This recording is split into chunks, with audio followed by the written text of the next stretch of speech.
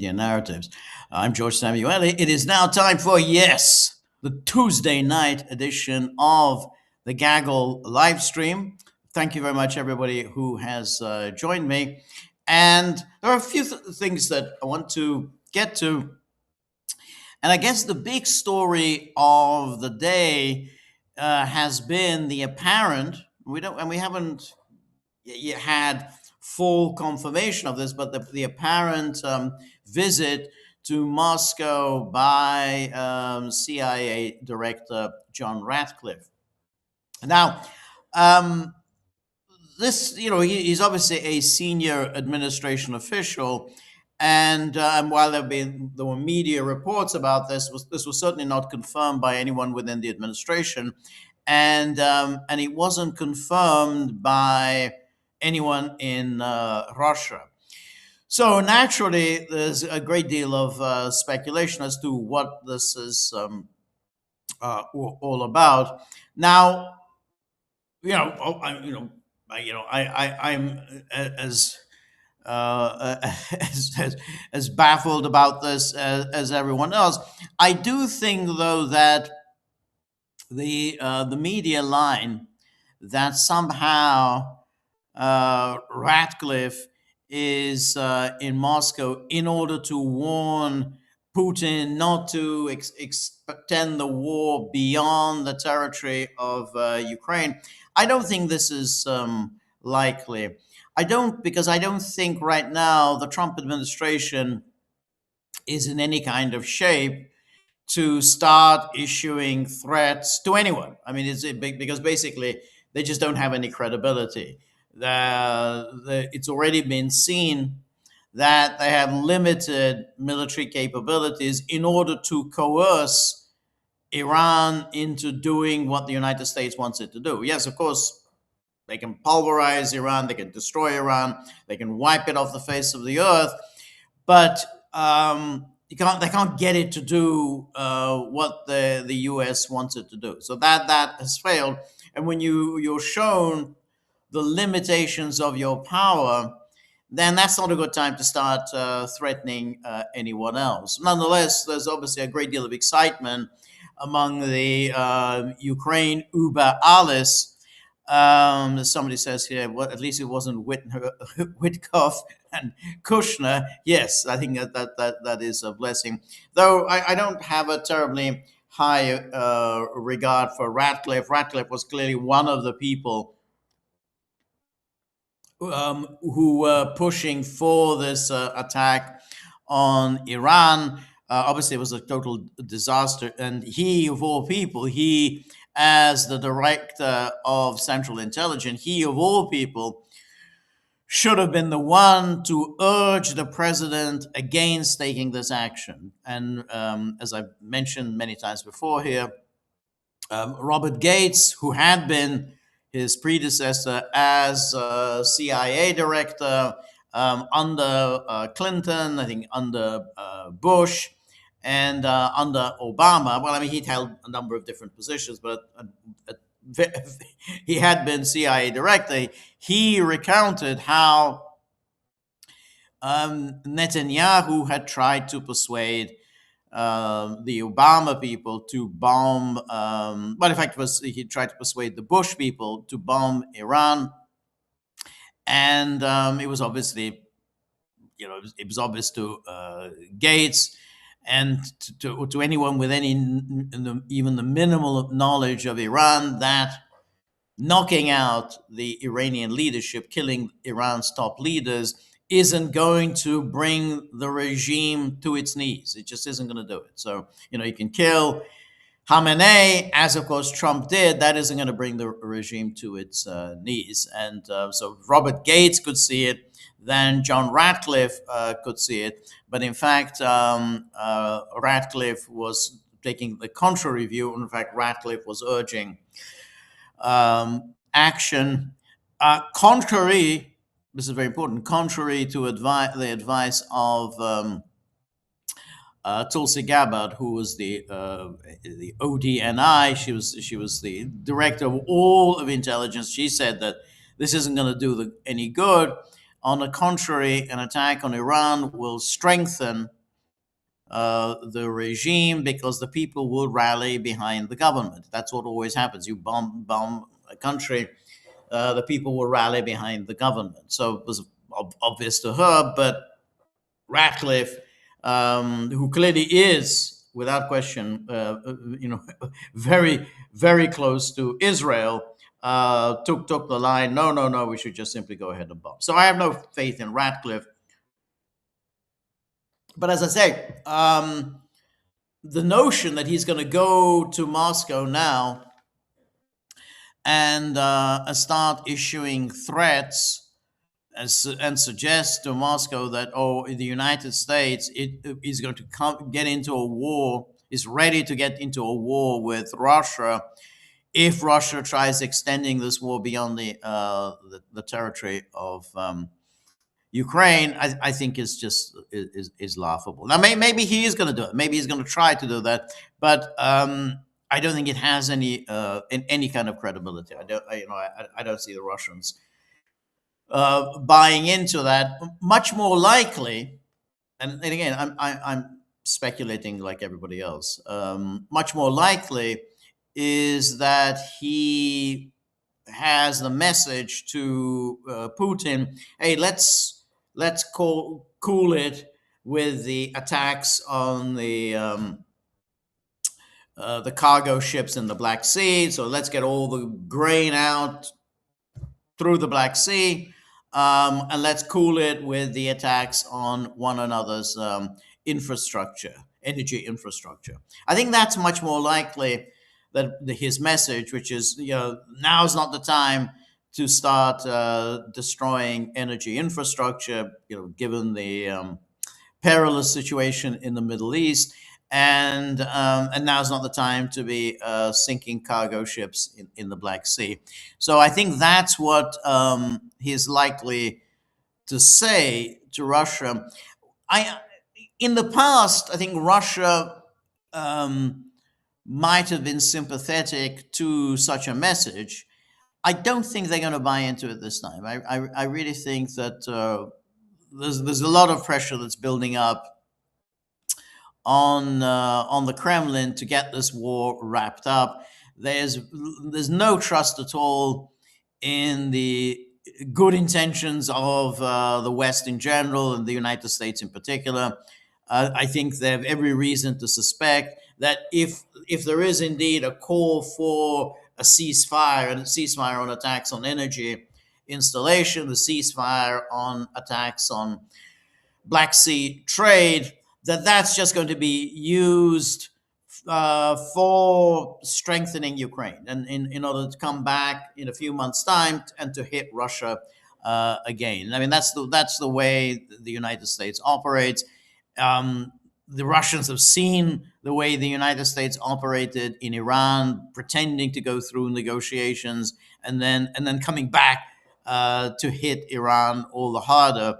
And the Russians obviously have a lot of bad experiences themselves, all the various the Minsk process, from 2015 through to 2022, then the failure of the Minsk Accords of the spring of 2022, and then all the other things such as the aborted Anchorage negotiations. So, in other words, every initiative by the West, supposedly diplomatic, peace, and whatever, is just to seize the opportunity for a breather before coming back and hitting Russia again. Now, I think that's the way the Russians are speculating, and I don't think they're going to be very receptive to Ratcliffe's message, if that's what it is. But anyway, the story about the Ratcliffe visit was broken by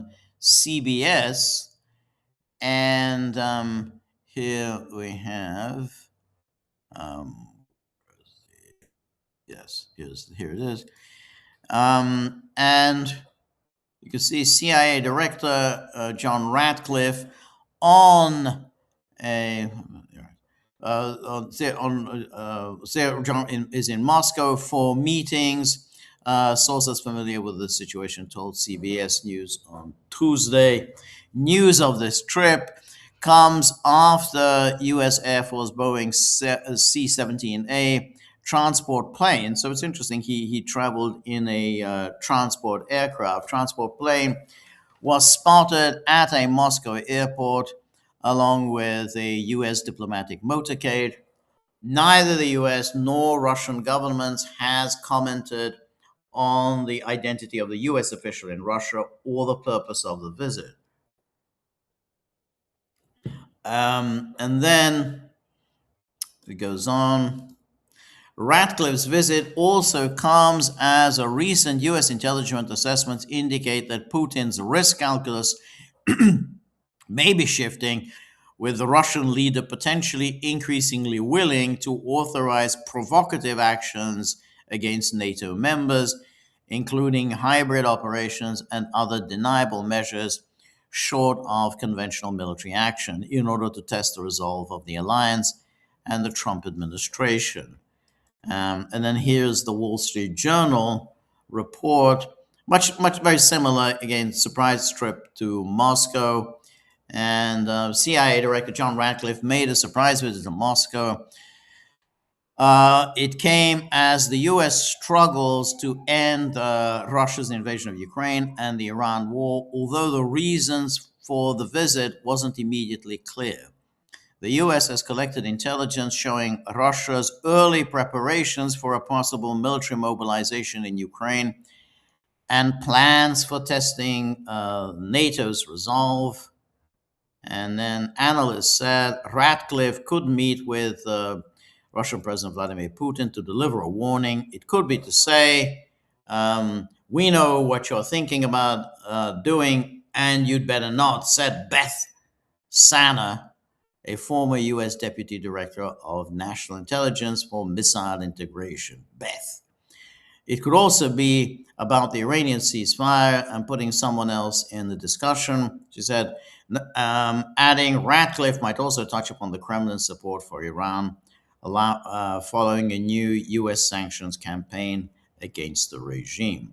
All right, now, as I say, if Ratcliffe, so first of all, comes along and says, well, you'd better not extend this war beyond Ukrainian territory, well, Russia would respond, well, we're not extending the war beyond Ukrainian territory, and even if we were, we wouldn't confirm that we were doing it. So, we're not really willing to discuss this. But the point is that there's really not much that Ratcliffe can do in terms of warning Russia. I mean, you just get, if you had avoided the war on Iran, then you might be in a stronger position to issue warnings.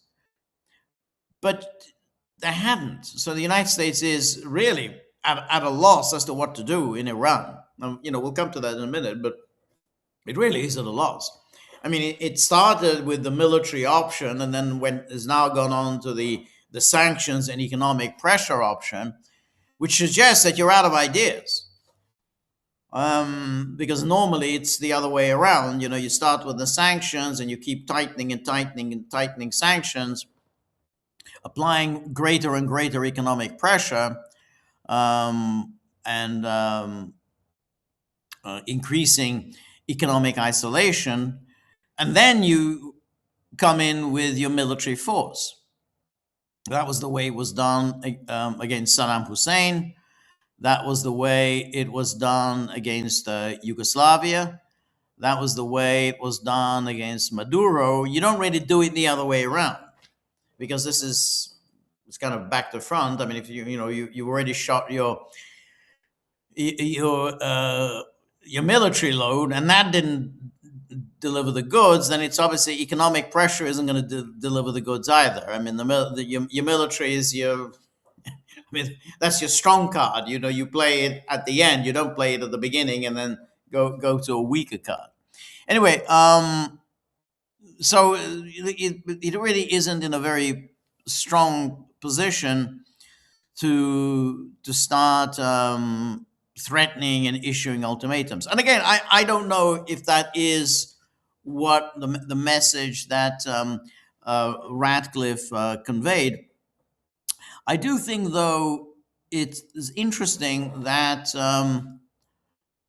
Putin gave an interview the other day with this guy Pavel Zarubin, and he seemed to be suggesting there that Russia really isn't very interested in any kind of ceasefires. You know, that the days of temporary ceasefires. I mean, obviously there've been Russia's always said no to any unconditional immediate ceasefires, but Russia has in the past shown itself to be open to partial and limited ceasefires, such as ceasefire on mutual attacks on energy infrastructure, or indeed Black Sea. They have had a ceasefire in the Black Sea, but now it doesn't look like the Russians are very interested in that. So if we look at this interview that Putin gave to Zarubin, and yeah, here it is. You can see that here's Putin talking. If we talk about what is happening now, then this is, of course, the result of yet another gamble by the Kiev regime and its Western handlers, who have planned to inflict another strategic defeat on Russia, this time, as we know, within 40 days and with the help of massive missile and drone strikes against our civilian facilities and logistics.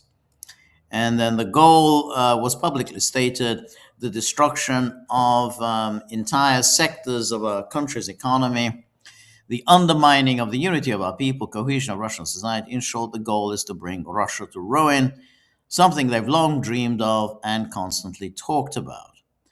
And then on August the 5th, as we know, the 40-day period expired. So the question arises, what was the result? Of course, attacks on civilians, on essentially unprotected objects, and most importantly, on civilians, inflict economic damage on our country and lead to losses. And the loss of every person, I want to emphasize, is always a tragedy, and so on. We know well that the Nazis of the Great Patriotic War and World War II and the neo-Nazis today took and apparently continue to take particular satisfaction and pleasure in committing such crimes, and we see that these crimes continue. But still, the final result for the enemy turned out to be the exact opposite of what was expected. And of course, no turning point in the confrontation with Russia could or did occur. The Kiev regime and its masters cannot, have not, and never will gain any advantage. Moreover, in response to this obvious escalation, an obvious escalation based not on objective analysis of the situation on the battlefield, the state of the Ukrainian economy, state of society, which is being corroded by corruption, but on PR and ambition. In response to this gamble, we have stepped up our attacks. As you just mentioned, we have stepped up our attacks on Ukrainian defense industry, including those in Kiev, and have begun to respond to the enemy's actions against our civilian, industrial, and logistics facilities. And then the Kiev regime has set out to damage our economy. What has it done? It's opened a Pandora's box itself. Well, get an answer about your most sensitive economic sectors, which frankly are already on their last legs. This, incidentally, also applies to agricultural production, the export of which is the Kiev regime's main source of income. Next, do you want to disrupt our logistics? We might ask the enemy. Well, retaliatory action won't be long in coming. Take that. Meanwhile, the Russian army's actions are, of course, far more sensitive and far more destructive. I've said it many times. There will always be a response. And then it goes on. Of course, we must and continue to improve our defense system, expand its capabilities. We must improve coordination, and so on. And then he goes on, we will certainly continue to strengthen Russian statehood and the legitimacy of our government.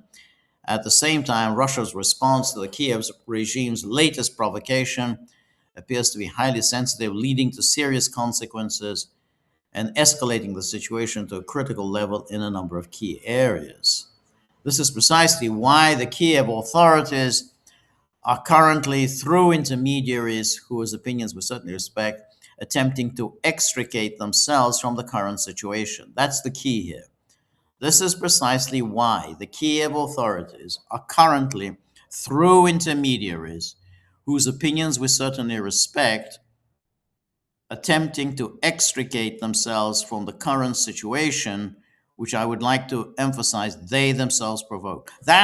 So he, in a way, in this interview from a couple of days ago, he was sort of predicting that something like this is going to happen, that there's going to be some initiative, some Western peace initiative, whether it's a Ratcliffe or whether it's Erdogan or somebody's going to go to Putin and suggest, hey, why don't we call a halt to these attacks? Why don't we, lay off attacks on cargo ships? Let's lay off attacks on energy infrastructure.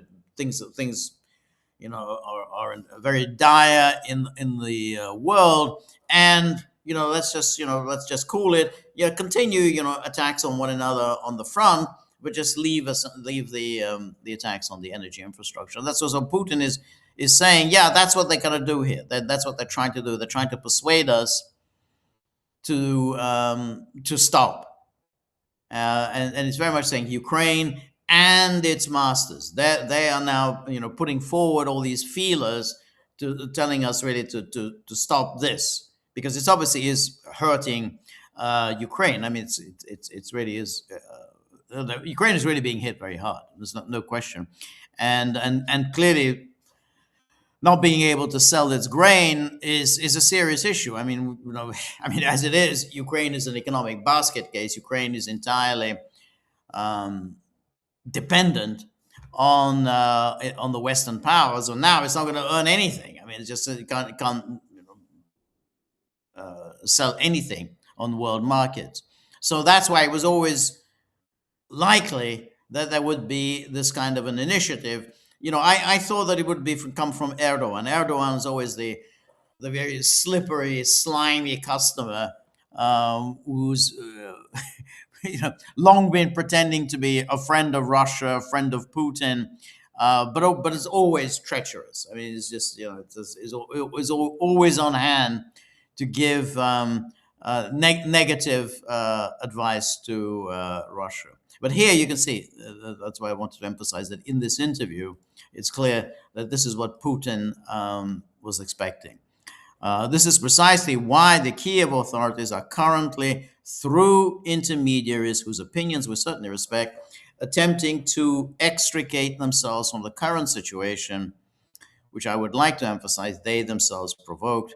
The Kiev regime is attempting to prevent this situation from developing catastrophically, and such tendencies are evident.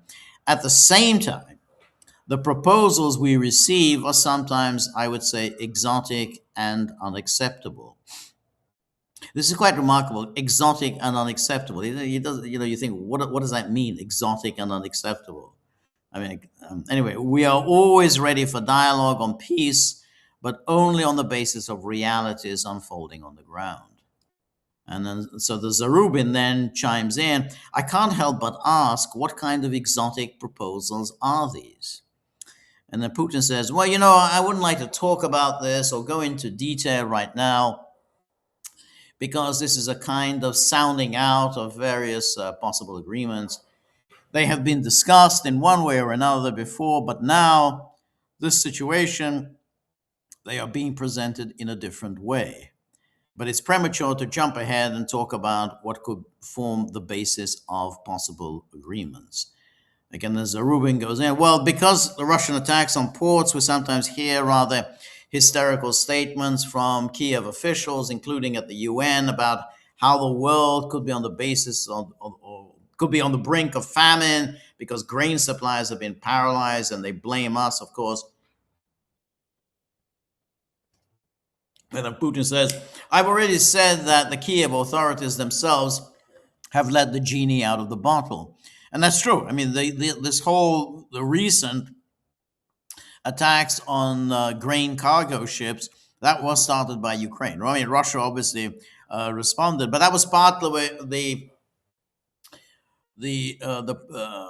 propaganda campaign that Ukraine has been waging, so the Russia would then get blamed for the lack of grain on the world markets. Oh well, it's Russia. Russia's waging this war on grain in the Black Sea, but this was without question started by Ukraine. I've already said the Kiev authorities have themselves let the genie out of the bottle. They've started targeting our civilian enterprises and publicly declared their goal of destroying the Russian economy. So what? I just said, you'll get your answer. And then regarding agriculture, the same was just mentioned. Exports of these goods are one of Ukraine's main export items. As for global problems, it's unlikely anything will change because, firstly, we have significant export potential. Just yesterday, Minister of Agriculture reported to me no less than 60 million tons. That's a very good start, and so on. Yes, we do have issues related to the export of our goods, but we will resolve these issues, which means there won't be any shortages on the global market. All right, so that's that was what made it clear in that statement. That Russia is not really in the mood to entertain these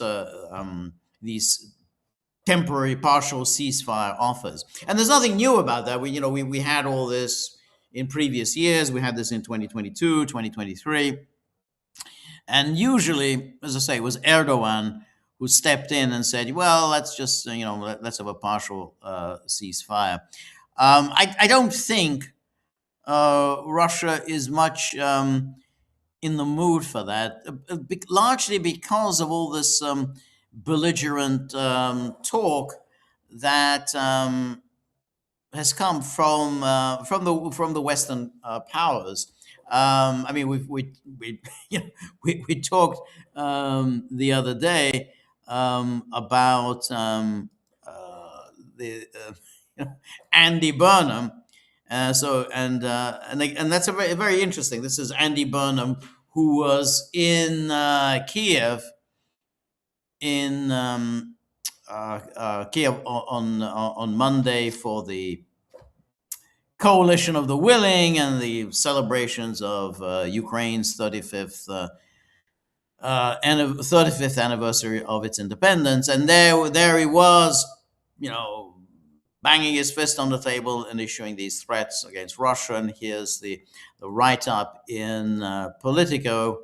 And Politico obviously, enthusiastically, Burnham ups the ante in fight against Russia and leaves Merz in the shade. Remember, Politico is it's owned by Axel Springer Verlag, so this is a very very conservative German media outlet. So it leaves Merz in the shade.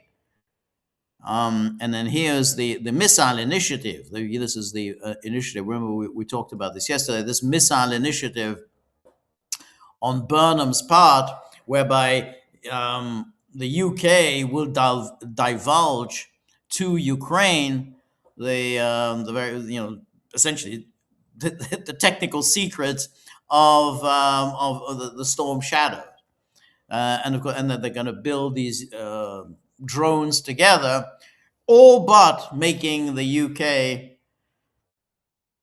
a partner to the conflict. So in this situation, when you have the UK blustering like this, I don't see any incentive at all for Russia to start saying, "Well, yeah, okay, fine, we'll agree to a partial ceasefire." It's just not. It really isn't on. And as I say, the alternative, which is what the CBS and other media outlets are speculating, the alternative that Ratcliffe is there to issue a warning to Moscow not to escalate. The U.S. just isn't in a position to start issuing threats. I mean, you're in a real mess. Everybody can see you are in a mess with Iran. You don't really have any ideas of how to get yourself out of this mess. And even the third alternative about Ratcliffe, which is that somehow he's there to ask Russia to wield some influence on Iran, even that is completely ridiculous. I mean, why should Russia do anything for the United States? I mean, the United States, which has been arming, funding Ukraine for years and hasn't stopped under Trump, it's provided targeting information to Ukraine. It's helped Ukraine hit targets inside Russia. In other words, to provide satellite guidance for Ukraine's missiles and Ukraine's drones. United States isn't in a very good position to start asking for favors from Russia, and Russia would just simply say, "Hey, you got yourself into this mess in Iran. We told you this was going to happen. You got yourself into this mess.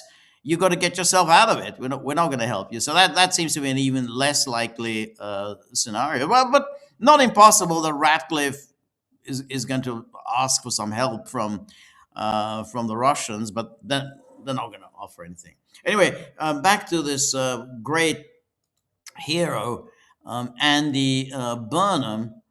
And here so they talk about this missile initiative puts pressure on German Chancellor Friedrich Merz, who had called for German Swedish Taurus cruise missiles to be given to Ukraine when he was in opposition, only to backtrack after taking office, and who opted out of attending Independence Day festivities in Kiev on Monday.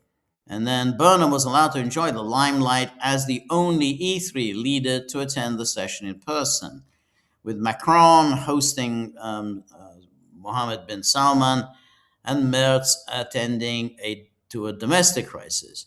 And then sitting alongside Zelensky, Burnham said Russian threats against the UK will not deter him and show British assistance is having an impact. The British PM said it's clear Russia is running out of options, so Putin is now hoping he can win through a campaign of terror using ballistic missiles against Ukrainian civilians. And then the new agreement on missiles is unlikely to have any short-term impact on Russia's war against Ukraine, but represents a gradual shift in the UK's posture towards deeper cooperation with Kiev and sharper confrontation with Moscow. So here you have again another example of the UK more or less declaring itself to be a party to the conflict, becoming a co-belligerent. So again, it's not a situation in which you can come back and say, well, yeah, okay, fine, we'll hold back on these attacks. Why? Because Ukraine is hurting. You can see what Putin said to Zarubin. He said, well, it doesn't really matter if Ukraine can't get its grain to market. I mean, it matters to Ukraine, but it won't matter to the rest of the world because we are able to do it. We are going to do it. So whatever the world's grain needs, we can meet those needs. So it doesn't matter if Ukraine can't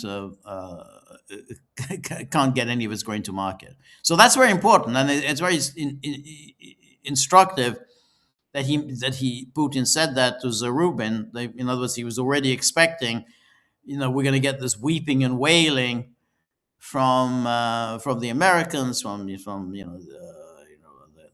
West.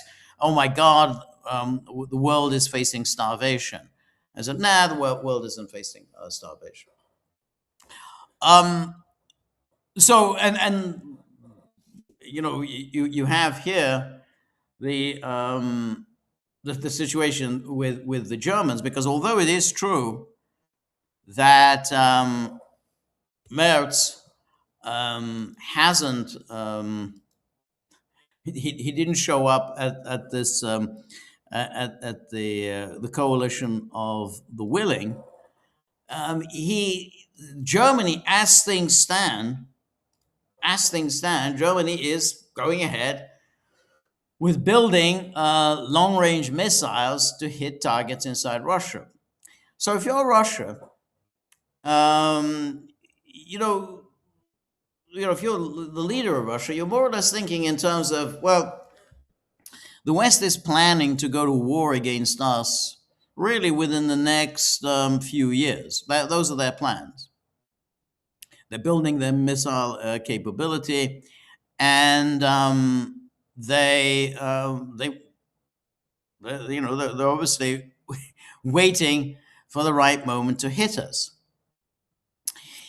If that is the case, then if you're a Russian leader, first of all, you want to get your war with Ukraine out of the way as quickly as possible and prepare for the coming attack from NATO. And indeed, NATO would find it very difficult to attack Russia if there's no war in Ukraine. Ukraine provides the justification for any NATO intervention. Because that provides, oh, well, we have to because we're under threat and whatever. If the war in Ukraine comes to an end, then it becomes all the more difficult for NATO to find the pretext to attack Russia. So that's why there's the pressure on Moscow to bring this war to a swift conclusion, and there may well be a pressure on Moscow to start hitting factories and missile sites in Europe, because these factories and missile sites are clearly part of the general mobilization on the European continent and the preparation for war. We were talking yesterday during the live stream about all these factories, these fires that have taken place at various factories throughout Europe, and they're claiming that Russia was behind this. Well, maybe Russia was. We don't know whether they were or weren't. But what was striking about that article, from the Telegraph that we discussed yesterday, what was striking about it was that there's an awful lot of these arms factories springing up all over Europe, and they're all producing weapons for Ukraine. So Russia is really seeing that the Europe is mobilizing for war. So in that case, you really want to get your war with Ukraine out of the way now, in preparation for the much more serious conflict, or you want to really basically issue a warning to the Europeans that you're going to knock it off, because we're just going to hit you before you become strong enough to inflict serious damage on us. Because here is then the story again in Politico.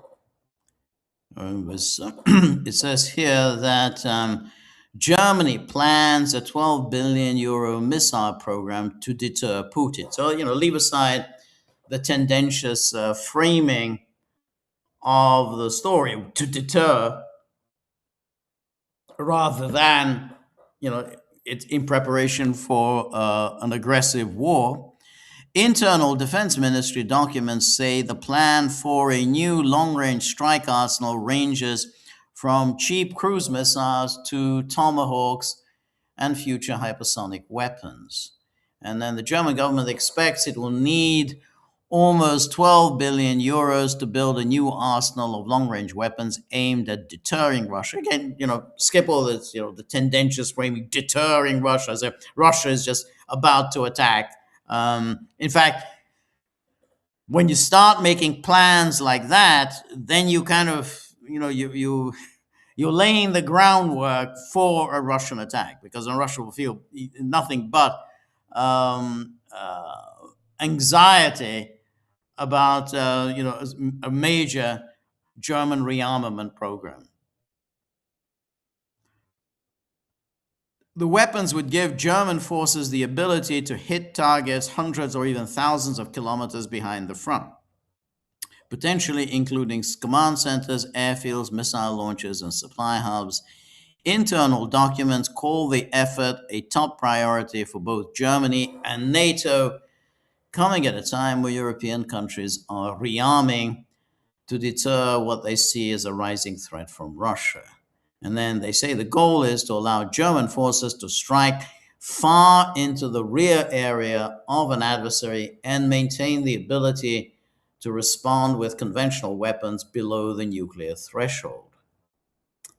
The plan has four parts, with the first weapon due as early as next year and the most advanced systems built jointly with the UK and planned for the middle of the next decade. And then Politico reported in June that the Defense Ministry was looking at missiles from US Israeli startup Covenant Industries and Ukraine linked companies as it searched for weapons that could be bought in large numbers and put into service quickly. The new documents show the effort has progressed, and then so on, and then so on. Now, Germany's internal target, according to the documents, is to have an initial capability of U.S. Typhoon launchers armed with Tomahawk missiles by the end of the decade. The purchase would give Berlin a proven long-range weapon, while European alternatives are being developed. All right, so you get the picture. This is Germany preparing for a war. This is, Political reports. They're putting aside quite a bit of money for it, and in those circumstances, what do they really want? They essentially, their ideal, what Germany, the UK, France, what do they want? They want to extend this Ukraine war, to keep weakening Russia, keep hitting Russia, while they develop these missile systems, so that within 5 years they would be able to attack a sufficiently weakened Russia. So in those circumstances, it's understandable why they would go to Russia and say, yeah, well, why don't we have a temporary ceasefire? And because otherwise there'll be starvation in the world and whatever, it's just, and, look at energy prices, they're going through the roof. You don't want to start hitting energy infrastructure at this time. So why don't we come to an agreement? But it's clear from these stories that that the NATO powers are preparing for a war against Russia. So if you're a Russian leader, any Russian leader, the last thing you want to do is to take seriously any proposals that are going to come, whether from the United States, whether from Erdogan, or whoever is chosen as the mediator, the middleman. Hey, let's have a temporary ceasefire. So I don't think it has any chance of being accepted. Not, maybe I'm wrong. Maybe Russia will buy into it, but I suspect that something like that is part of the Ratcliffe project. But there's just too much going on for this really to be of any interest to Russia. Russia, I think, knows that that really, it has to wrap it up. It has to wrap it up. The longer this goes on, the more perilous Russia's position becomes, because, as I say, NATO is getting stronger. It's not the nonsensical idea, this attrition. Oh, they're getting weaker. The cupboard is bare. No, they're getting stronger. They're building new weapon systems. It's going to take some time before they come online, but they are building new weapon systems, and they are getting stronger. Anyway, a couple of other things I want to get to. One of our favorite people here, and I don't know if Marty is with us, but Marty always likes to torture us with pictures of one of our favorite people, which is Alexander Stubb, the Finnish president. He's a ubiquitous figure. He's always at every meeting, and he seems to be the one European that Trump seems to like. I think it's because he's a bit of an athlete. I think he was actually quite a good golfer, and I think he had a golf scholarship. That's kind of a nice thing to have. So he was I think Trump likes his golf playing abilities. But anyway, he is one of the most belligerent, hawkish, pro-war figures in NATO. And of course, it is striking that up until 2023, Finland was not even a member of NATO, but it was led into NATO by Sanja Marin, the Finn chick. You remember that the young Finnish woman who liked to party. Anyway, she was the person who was the prime minister and who led Finland into NATO. Now, the the consequences for Finland of joining NATO have been horrific. I mean, absolutely horrific. Because Finland, it's a small country. I mean, a small country by population, and its economy was heavily dependent on Russia. It was heavily dependent on Russian tourists and Russian visitors, Russians who owned property in Finland, and of course it was heavily dependent on cheap gas imports from Russia, and of course also cheap lumber from Russia, so Finland could produce its finished wood products. And all that is gone, absolutely all gone since Finland joined NATO. And not only has Finland joined NATO, but Finland has embarked on a particularly virulent, vitriolic attitude towards Russia. I mean, it's become as dementedly anti-Russian as, let's say, the Baltic states and Poland. It's a little hard to understand exactly why they've done this, what's compelled them to do this, because yes, Finland had been a part of the Russian Empire up until 1918, but then it left the Russian Empire. The Bolsheviks never attempted to restore Russian rule in Finland. That was never part of the program. It did launch a war against Finland in 1939-40. There, the decision was clearly a strategic one on the part of Moscow in anticipation of the coming Nazi attack. I mean, basically, Finland was suspected, and with good reason, of being pro-Nazi, pro-German, and therefore, in any impending German attack, Finland would provide territory from which Germany would be able to attack. And of course, the Finnish border is extremely close to, well, it's called St. Petersburg now, but in those days it was called Leningrad. So the Soviet Union attacked Finland in 1939 after Finland refused to accede to Soviet demands for territory in Karelia. Because if Soviet demands essentially was to push the Finnish border westward in order to give the Soviet Union margin for being able to fight back the coming German attack. And it was that was certainly a significant gain for the Soviet Union, that it was able to push the borders, the western borders of the Soviet Union westwards. Now,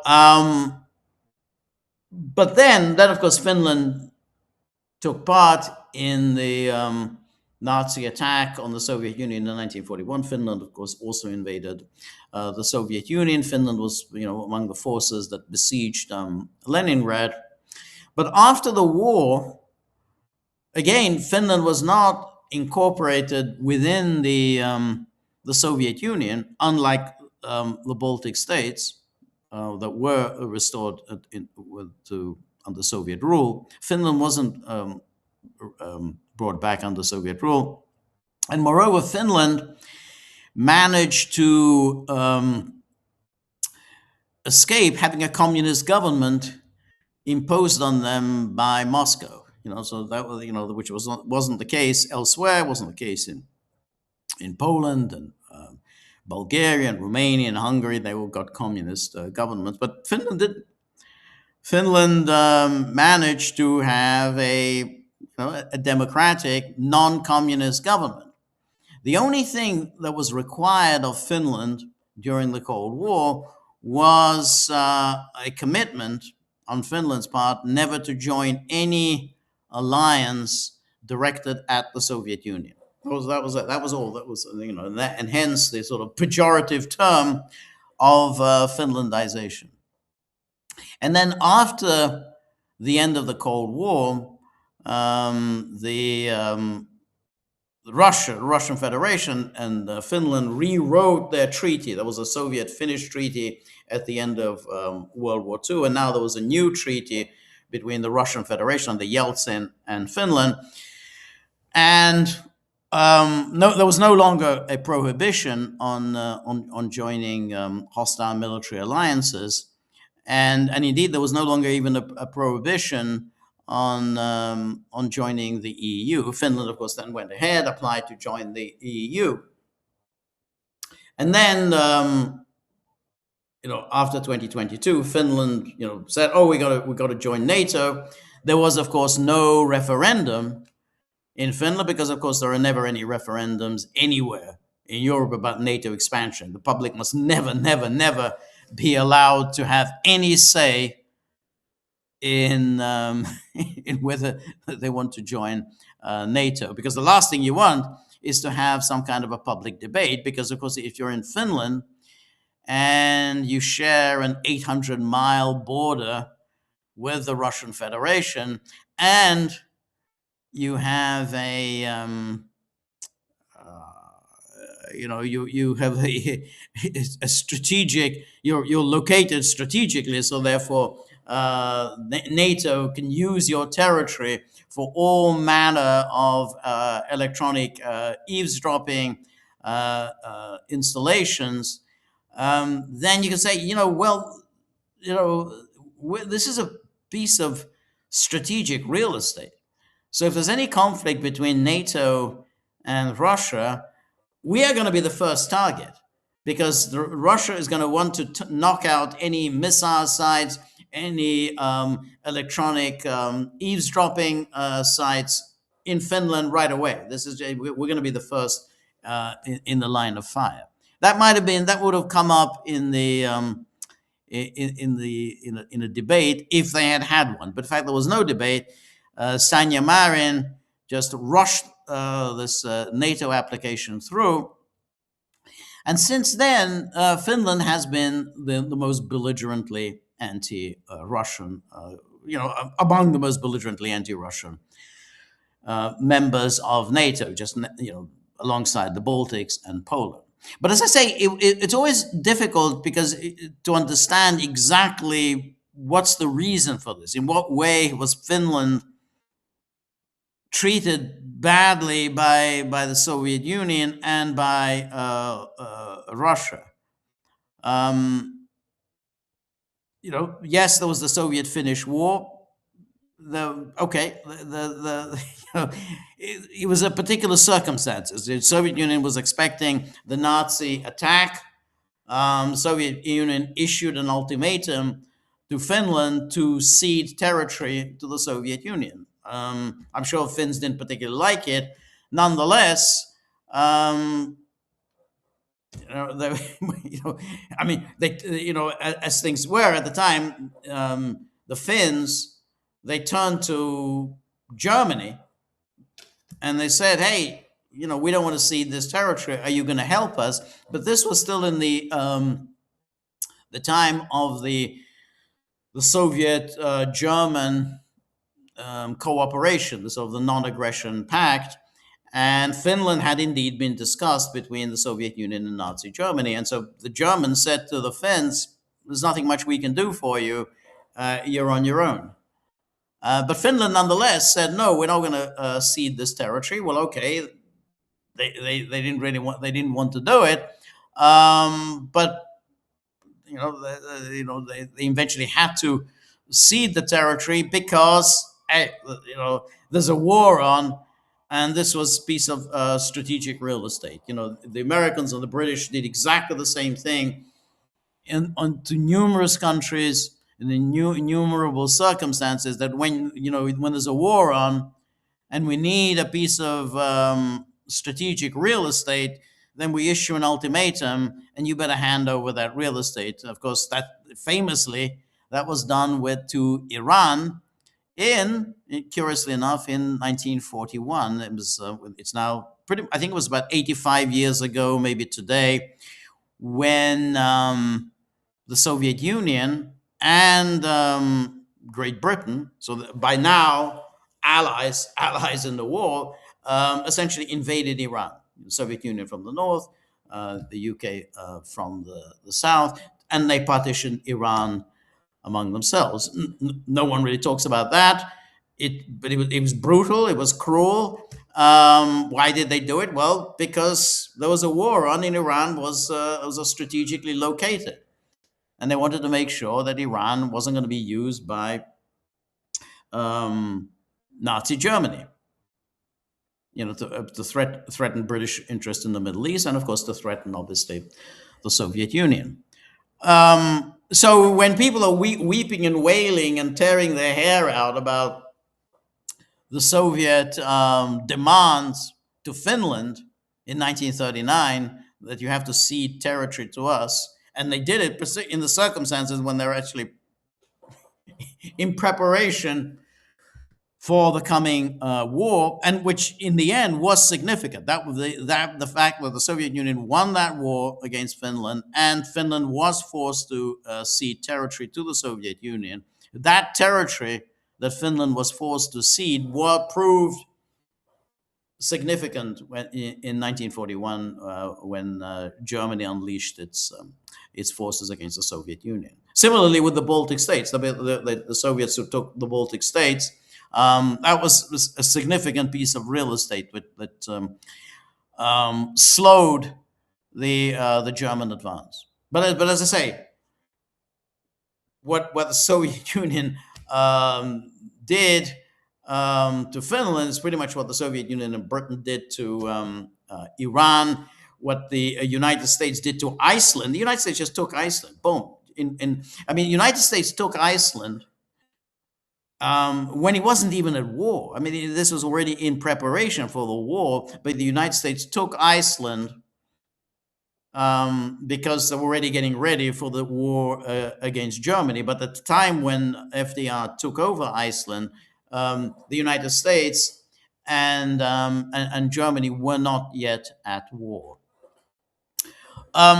So that's finished. So if you go through this history, you still find, okay, what exactly is Finland's beef? Why is Finland so belligerently anti-Russian? It's very hard to know that. But it's also interesting, and where I think I want to touch on, this has proven to be a wholly disastrous move for Finland. Economically, it's been an absolute catastrophe. Finland has the highest unemployment rate in the European Union.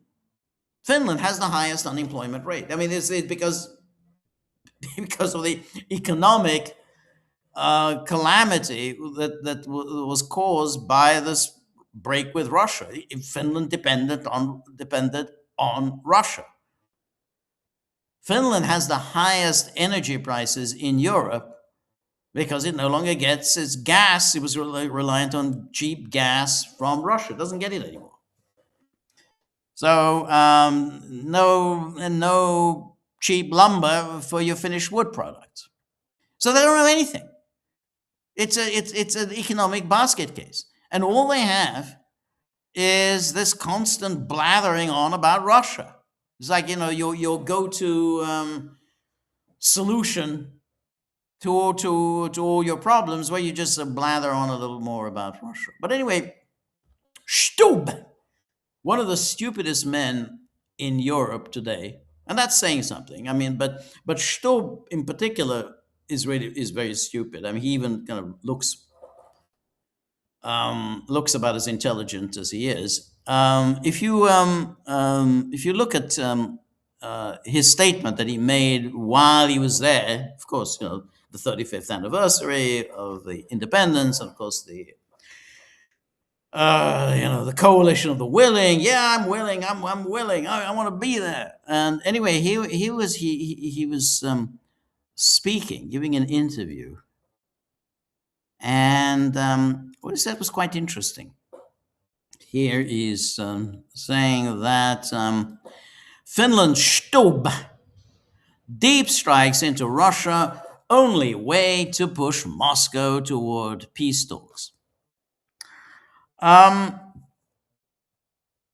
So anyway, Finnish President Stubb backed Ukraine's long-range strikes inside Russia, saying they raise the cost of the war and can help push Moscow toward peace negotiations. Okay, that's the subhead. And there it says, Finnish President Stubb backed Ukraine's long-range strikes deep inside Russia, arguing that attacks on oil refineries and logistics facilities increase the cost of Moscow's war and could help force Kremlin to the negotiating table. And then on Monday, speaking at a press conference following the meeting of the coalition of the willing in Kiev, Stubb said Ukraine was in a significantly stronger military, political, and financial position than it had been a year earlier. When we were sitting here for an independence, the 34th Independence Day of Ukraine a year ago, the situation was much more difficult for Ukraine militarily, politically, and financially. I think today we are in a much better place than we were. Asked whether Ukraine should continue long-range strikes against Russian oil refineries and more recently warehouses connected to Russia's e-commerce companies, Stubb said Kiev's partners should help expand its deep strike capabilities. One is to give military and financial support to Ukraine to increase its capacity for deep strikes, whether with missiles or with drones. He said, the reason for this is very simple. It increases the cost and the price of the war for Russia. Stubb claimed that 65% of Russians now want the war to end and argued that strikes on logistics facilities, such as those operated by Wildberries, could increase domestic pressure on Moscow. All right, now, what's interesting about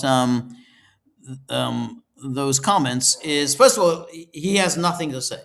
This is the same NATO blather we've been hearing since February 2022. So we need to send arms to Ukraine. We need to send money to Ukraine. We need to send artillery to Ukraine, shells, whatever you got, HIMARS, ATACMS, tanks,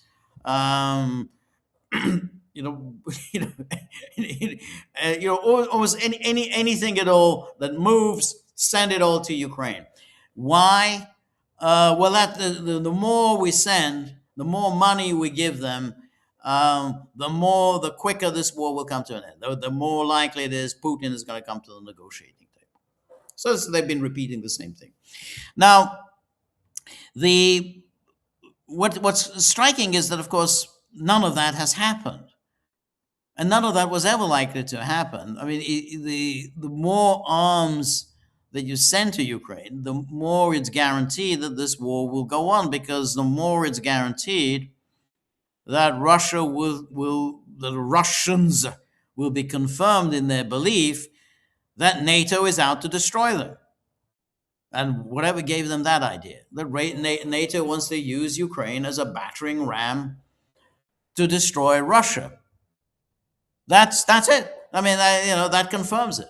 That you just keep sending more and more deadly weapons, and send the tomahawks, the Patriot missiles, whatever it is, just send it.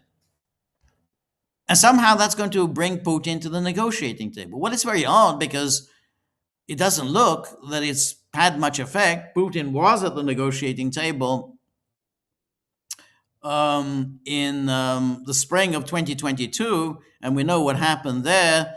The British, under Boris Johnson, urged Zelensky to walk away from the agreement that had, at the very least, been initialed in Istanbul.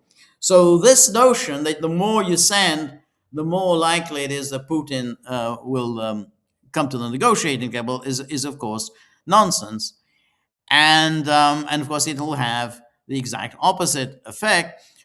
As I say, for the very obvious reason that it confirms Russians in their belief the West wants to destroy them.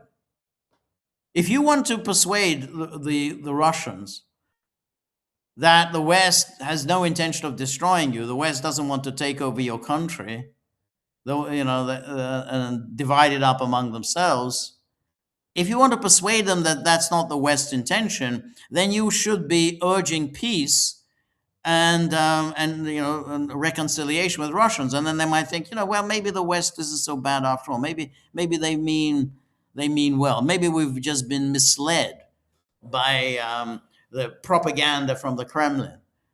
But this only confirms them. Well, hey, and it rallies support behind the government. So when Stubb says, a 65, how does he put it? Let me just go back to that. He says, Stubb claimed that 65% of Russians now want the war to end. Well, I'm sure they do want the war to end. I mean, who doesn't want the war to end? But they want to end on what terms? What are the terms that they want it to end? If it means ending it on NATO's terms, no, absolutely not. If they mean ending it, in other words, and that NATO embedded in Ukraine as a kind of a front line for NATO to prepare aggression against Russia, then no. I mean no one in Russia is going to accept that. The 65%, yeah, they want it to end, but not on NATO's terms. So this was Stubb pontificating away and really urging Ukraine to start hitting civilian targets inside Russia. Now, it's, as I say, the actual economic consequences for Finland of joining NATO are really very dire. I mean, I haven't even spoken about what it means for Finland now to spend 5% of GDP. For a country, not a very rich country, to spend 5% of its GDP on a military that it doesn't need. That's, that already is causing economic hardships in Finland. But I think the more serious problem, and this is what Sanna Marin, the one the Finn chick who led Finland into NATO, then lost the election, and then she buggered off to work for Tony Blair. I don't know what her talents were, but she got a nice gig at the Tony Blair Institute, which means essentially you don't do any work, but pick up a hefty paycheck. So she's now gone. But what the Finns don't seem to appreciate is that it is quite likely, as we've said before, it is quite likely that this war will extend beyond the borders of Ukraine. If it does so, I think Finland will be in the line of fire. I mean, it is so strategically located. I mean, it's at this huge border, this 800-mile border with Russia, and with all the espionage that goes on from that Finland, from the White Sea, and everything else, and with Murmansk, everything, this is real strategic location. So Finland will be the first, absolutely be the first in any war between NATO and Russia, and so the Finns, who had a good time of it during the Cold War, they seem to understand that, hey, we got off easy. We haven't been incorporated within the Soviet Union. We don't have a communist government. We haven't lost any additional territory. With the territorial concessions Finland had to make in 1945 were the ones that it had already made in 1940. There were no additional territorial concessions that Finland had to make. So Finns would say we got a pretty good deal. And it's still a bit of a mystery to me why Finland did get such a great deal.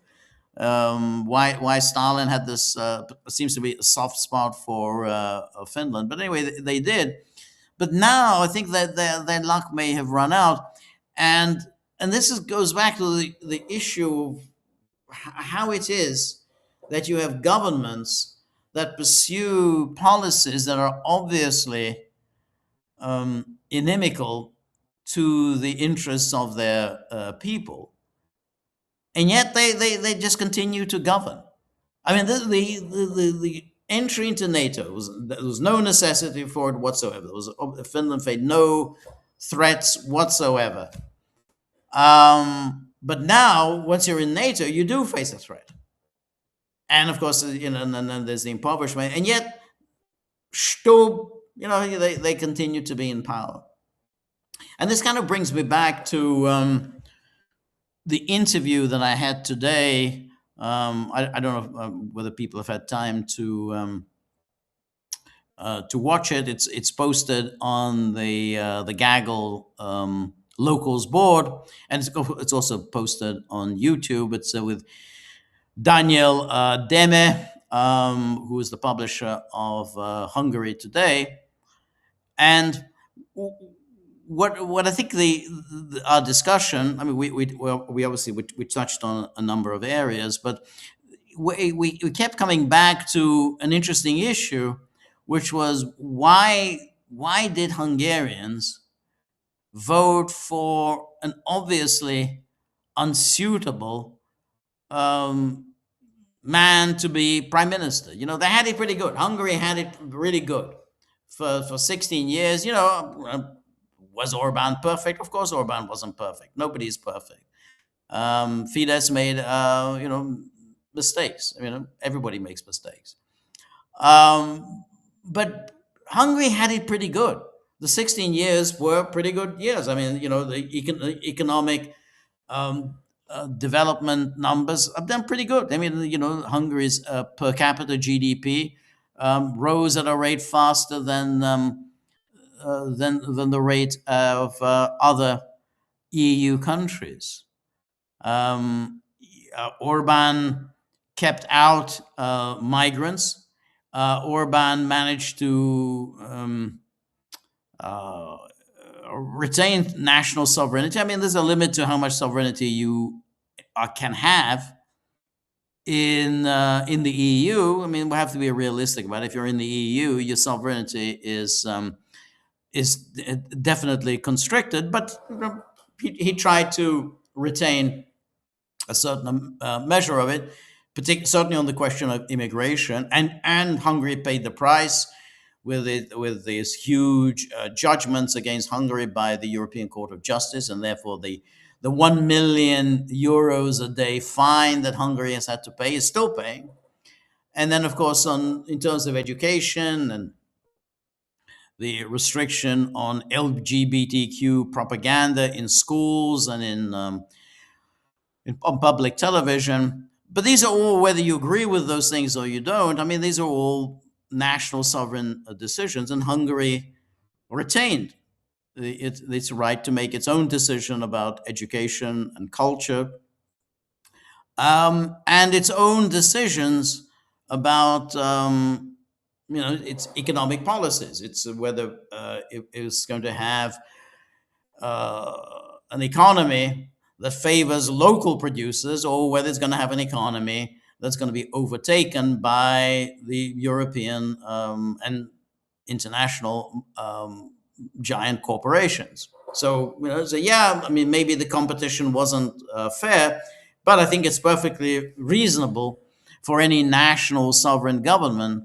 to prefer local companies, local producers, to international conglomerates.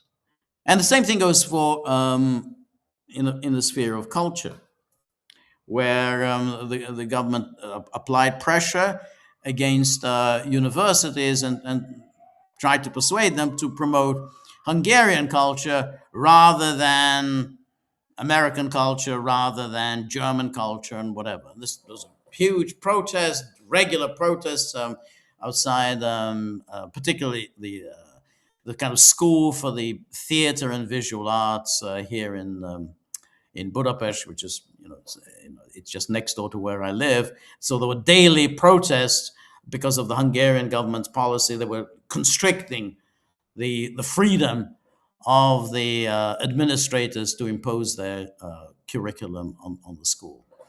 But anyway, I think those are all reasonable policies pursued by a national sovereign government. The Hungarians turned their back on that, and now they have a new regime, a regime that is consciously seeking to follow the diktats of Brussels, in the hope that the more closely it follows the whims of Brussels, the more likely it is that it's going to extract money from Brussels, money that is owed to Hungary. So to say, well, unlike Viktor Orban, we're cooperating with Brussels. We're going to get all this money back. Now, I don't know whether they will. They'll obviously get some money. They're not going to get all of the money, but they'll get some money back. But they've essentially signed away the national sovereignty, and there doesn't seem to be. And this was the point that Daniel Deme emphasized today. There doesn't seem to be much protest taking place in Hungary. So during the years of Fidesz and Orban, there were regular protests, always protesting everything that Orban was doing. Remember all the protests. I mean, I said about this changes in the curriculum at the universities, or protests about that. There was all of the protests that went on for years over the nonsense of the Central European University, and of course the Western media gave it lavish coverage. Oh, the Central European University, one of the finest educational institutions in the world. Total rubbish. It's not a fine education. It's absolute rubbish. The only reason why people wanted to go to the Central European University, the only reason why it attracted students, was it claimed to be an accredited American university. So it was an accredited Hungarian university, and it was an accredited American university. So people could go there and they would get a degree. They would get a degree that was a degree from an accredited American university and an accredited Hungarian university. That's the only reason. Not because it was in any way a distinguished. There was nothing whatever distinguished about the Central European University. But nonetheless, there were endless protests about the fact that Orban was trying to push them out. And those were protests that were joined in by the usual international Soros, EU, Democratic Party lobby, and and the media constantly recycling. I don't know how many articles the New York Times and the New Yorker and the Washington Post and the Atlantic ran on the horror, the absolute horror of the pressure that Orban was placing on the Central European University.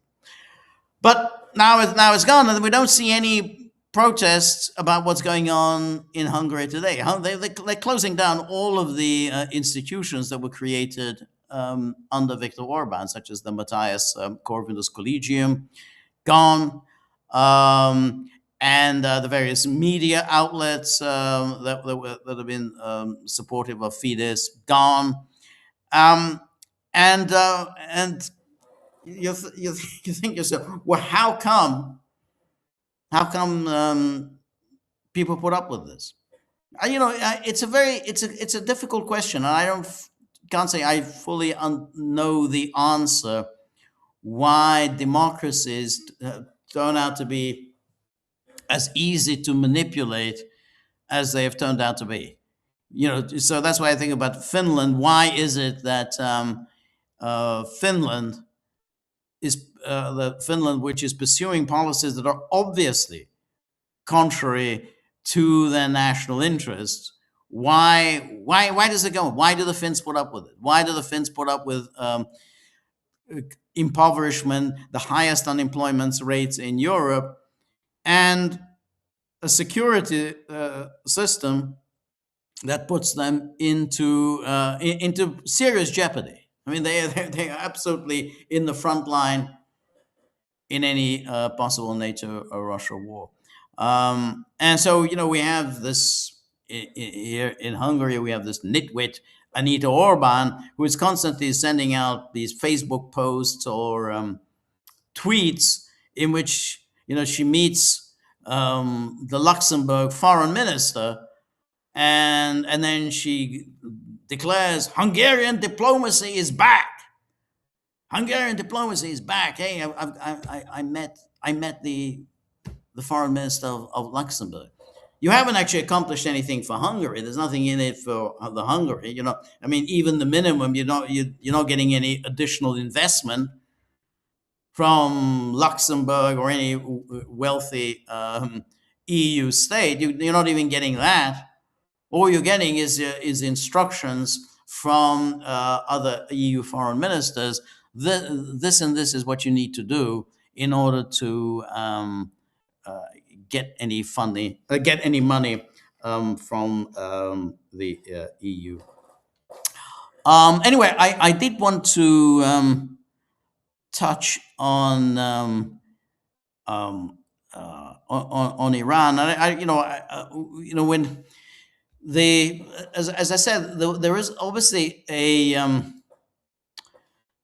a peculiarity about what the Trump administration is here doing, and because it was very odd. I see somebody say mass psychosis. It may be that. I mean, I think it has turned out, and maybe that's already been obvious for some time, but it has turned out that democracies are really quite easy to manipulate. I mean, that really doesn't require great talents, once you have the media, once you have the NGOs, once you have, above all, the various professions, the key professions, law, finance, you control those, you're pretty much done. I mean, you got those are the vital elements in a society. You get your hands on those, and you're going to run the show. Orban partially succeeded. He did make inroads, but ultimately he didn't make sufficient inroads. But the one crucial thing in any democracy is you have to have elections that don't mean anything. So you're absolutely going to make sure you get elections on which nothing hangs. Never get yourself into a situation where there's going to be an election and something may change. That there'll be a candidate who's really going to make a difference. We saw that in Romania, and the EU went into panic mode and had to cancel an election. And then we see in Hungary, they were obviously well they were complacent. I mean, they were complacent about Viktor Orban. They assumed Viktor Orban, a former beneficiary of Soros money, he had studied at Oxford. He had all the right credentials. He was very anti-communist. He spoke out at the 1989 reburial of Imre Nagy. He had impeccable anti-communist credentials. He had impeccable George Soros credentials, and they said, "Well, we can rely on him. He's a safe pair of hands." It turned out that Orban slipped out of their control, and now they want to make sure no more Orbans. No, then all semblance of Orbanism must be removed, and that's why. And I think I've argued, and I think Daniel Demme agreed with me. That's why there likely to be criminal trials coming up in Hungary. I think there's going to be a real reckoning with the Fidesz people, including Viktor Orban. They want to see Viktor Orban in handcuffs, taken to prison. And I really think that there are a lot of Hungarians who just smacking their lips. You can't wait to see Orban behind bars. Anyway, just want to talk about Iran. As you know, the United States under Trump, they've once again now doing the maximum pressure, maximum pressure, because we've already had the maximum pressure campaign. But they Scott Bessent announced yesterday, this is the D-Day, that this is going to be the really harsh pressure on Iran. And of course, everything really depends on the cooperation of other countries, and above all, the cooperation of China. Now, because I think 80% of Iranian imports, Iranian oil exports, 80% of them go to China. But at the same time, Iran isn't really getting any oil out. I mean, the embargo, or the blockade of the Strait of Hormuz is pretty tight. Iran isn't really getting anything out. I mean, it's virtually gone. So now they're probably exporting goods via land routes. I mean, Iran has been working on those through the Caspian and so on. But yeah, I mean, the blockade is really hurting.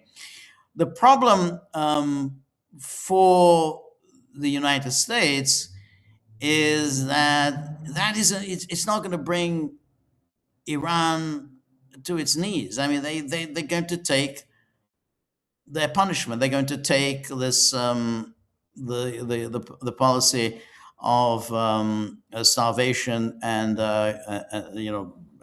real economic hardship. Saddam Hussein did that during the 1990s. Remember, that was, I mean, the sanctions that were imposed on Iraq in 1991 were extremely harsh. I mean, they were even worse in some ways than any sanctions imposed on Iran, because those were UN Security Council mandated sanctions. So everybody, all countries were on board for the sanctions regime against Iraq. But even so from 1991 through to 2003. That didn't move Saddam Hussein. That didn't remove Saddam Hussein. So the sanctions really, I mean, they cause huge hardships. I mean, there's no question, but they don't deliver political change. As I say, I mean, Iran obviously has other means of selling its goods, by land and so on. It's very hard, but nonetheless, I think there are other ways of doing it, which means this could go on for an awful long time. And it also means that at the end of the process, which could take several years, the United States and Israel of, once they've rebuilt their armories and resupplied themselves with, with ammunition and Patriot anti-missile systems and everything else. I mean, they're going to come back and try and do it again. Um, so so really, I don't see that this the the D-Day that Besant announced is going to make really any difference at all. It's not going to deliver. If the United States was going to deliver anything, then it would have delivered on that first day. On that first day when they knocked out Khamenei and the top Iranian and political and military leadership. It didn't happen. Iran has continued to function and has shown itself to be quite adept at hitting targets in the region. So they thought that okay, you're imposing the sanctions, but the problem is another problem for the United States, of course, is that the Iran is quite used to sanctions. I mean, it's been more or less under sanctions ever since 1979. I mean, the first sanctions were imposed during the hostage crisis under Jimmy Carter. That was when its assets were frozen. And then, of course, there were waves and waves of sanctions over support of Hezbollah, sanctions over support of terrorism, sanctions generally because, for human rights issues. And then, of course, there was the sanctions over its nuclear enrichment program. And so it's just been one wave of sanctions after another. So the Iranians, they're kind of used to this. And when you essentially launch an attack, as the United States and Israel did on February 28th, you launch an attack, and then you kind of call it off, sort of, by having a ceasefire on April the 8th. And then you try to negotiate something, and then that doesn't work out, and then you do some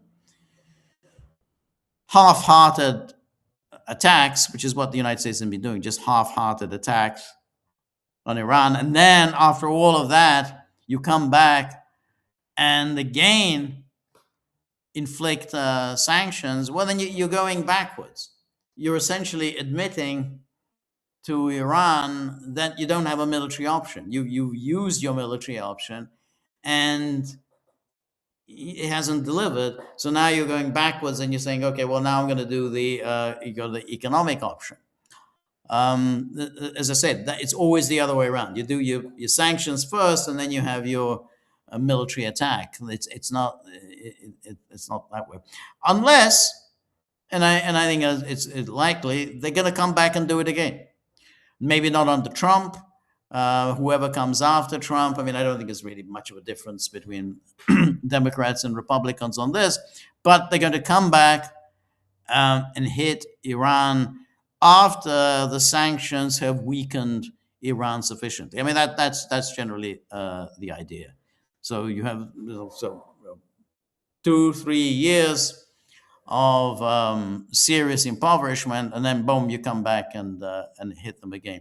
This is the very definition of a quagmire, the very definition of the forever war of the kind that Trump had promised to extricate the United States out of, and not to launch anyone. I mean, we've talked about many times before why he did this. It will remain a mystery, but it's kind of destroyed his presidency. I mean, his presidency is obviously over now, and he's now history. I mean, we're now really thinking of the post-Trump era, because there's nothing really more he can do. I mean, he's because he's now in a mess that he's unable to resolve, and he doesn't seem to have any good ideas, or indeed any ideas, of how to free himself from this. So you, all he's really doing is preparing the ground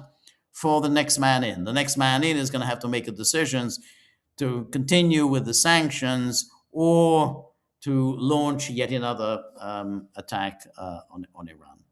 Anyway, let's now go to our Gaggle locals page. This is where the Gagglers hang out. This is where the our community, our locals community, were always very smart, very talented, very thoughtful, and as I always say, I'm not able to answer the comments on X or on YouTube. But I can answer the questions on our locals board. So if you want to ask me questions, if you want to disagree with me, criticize me, anything, please join our locals community, the gaggle.locals.com. I think you'll find it very worthwhile. We really have, very exceptionally talented people here. So please join us, and then, we can engage in a dialogue. So the gaggle.locals.com. Anyway, our first question comes from a good friend, Danaki, who's been a long-time Gaggle supporter. One of our most energetic posters on our board, always posting every few hours something really interesting and illuminating. So thank you for all that, Danaki. Anyway, Danaki says, "Isn't it funny how Ukraine could parade hundreds of drones unmolested at the Independence Parade without having to publicly beg for a ceasefire?" That's a very good point. And I do think that, I said earlier that Russia has given every indication that it intends to bring this war to an end. But you're absolutely right as to why Russia allows this to happen. Why should Russia simply allow Zelensky to hold this kind of this sort of parade? And of course, what Danaki is alluding to was the much diminished May the 9th parade earlier this year, when Russia, in a way, really had to beg Ukraine not to launch attacks on the May 9th parade. And in fact, Trump himself had to intervene with Zelensky and urge him not to launch attacks on May the 9th. So, you make a very good point. I don't know why Russia allows this continuing traveling caravan of European leaders to Kiev, and to allow Zelensky to go wherever he pleases. Zelensky go to London, Zelensky goes to Paris, wherever you go, he gets on a plane, always untroubled, that he's not going to, he's not going to be killed. And I'm not sure why Russia does this. Why now? Maybe there's the feeling that whoever comes after Zelensky will be a more effective leader, and they think it's better to have him there. I don't know, but I would have thought, if you want to be taken seriously, you've got to make you've got to make some threatening noises. You've got to actually make clear to NATO, to Zelensky, that you're just not going to allow these kinds of parades. You're not going to allow Zelensky to go wherever he pleases, oblivious to any possible attacks. Now, maybe Russia wants to adhere to the old school, whereby you don't you don't target the leaders of your adversaries, and maybe that's right, and that's what they want to do, and that's very nice because it's not a good, um, it's not a great way of fighting a war by trying to kill the leaders of your adversaries, because that's a very dangerous enterprise, because you don't know what the consequences might be. You kill a leader, you might get somebody who's much more effective, or you kill a leader, and then you don't have anyone there who can actually bring the war to an end. So therefore, it'll be just a protracted war without anyone really being able to end it. And then, if you've got a country with nuclear weapons, then it may be, the control over nuclear weapons gets passed on to a variety of figures. So it's never a great idea to knock out your adversary's command and control. So that, maybe that's how the Russians are thinking. But Danaki, you're right to wonder how is it that Zelensky and all his patrons can cheerfully arrive in Kiev and be so confident that nothing whatever is going to happen to them. That wasn't the feeling on May the 9th in Moscow. Anyway, thank you so much, Danaki. Aubergine, thank you very much. Aubergine, thank you for your generosity. And Aubergine asks, I know that the sound quality was not ideal, but I enjoyed your interview with Daniel Deme. Thank you very much, Aubergine. It was quite somber. If younger Hungarians are no longer persuaded by Fidesz messaging about sovereignty, migration, and national identity, what positive vision could conservatism offer to younger Hungarians for the future? Personally, it took this Hungarian several years living in the multicultural hellhole that is Western Europe to truly appreciate all that Fidesz did to protect Hungary. Now, that's very well put, Aubergine. It's very striking, I think, and this is what I was alluding to earlier, that there doesn't seem to be any kind of a protest from younger Hungarians or even older Hungarians about everything that Peter Magyar and Tisza have done, because what they've done, and it's very important to appreciate, they've actually destroyed all of the Hungarian institutions. There was all the various institutional safeguards that protected freedom, that protected the workings of the Constitution. All of that have been demolished. So Magyar removed from power the president, the legally elected president of Hungary. There was no basis for it. He had done nothing wrong. He had served as president in a perfectly appropriate way. He hadn't stolen anything. He hadn't done anything. He committed no impeachable offense. And Magyar didn't even attempt to impeach him. He just simply passed a constitutional amendment directed solely at him, which is exactly what you're not supposed to do. You have the Bill of Attainder. You can't just pass laws directed at one person. But he did that. So essentially, he's made the presidency a meaningless institution, because now he's introduced into the presidency a figure. This is András Baka, who is obviously a political apparatchik. He's nothing but he's a Tisza political apparatchik. He's driven solely by a hatred for Fidesz and Viktor Orban. So you've made the presidency, which was supposedly a non-political institution, you've now made it into just a piece of political hackery.